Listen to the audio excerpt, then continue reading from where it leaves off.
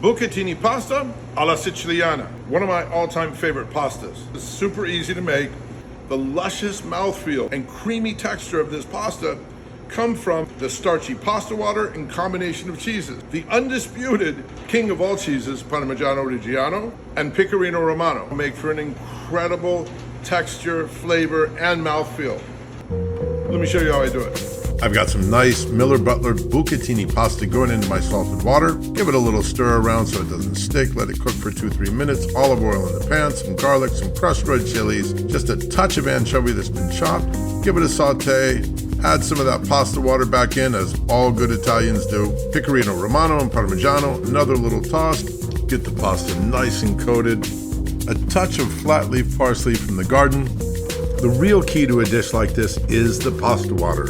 Along with the cheeses, it'll add a real creaminess to the pasta. People will even think you put cream in it. It makes for an incredible mouthfeel.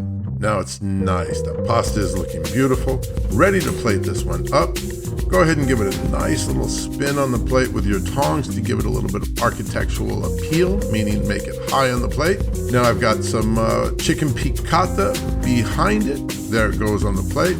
This beautiful piccata sauce just to finish off this dish. Man, I'm telling you, gotta try this one. Hit the link in the bio for the full recipe. Don't forget to like and follow, share with your friends. Woo!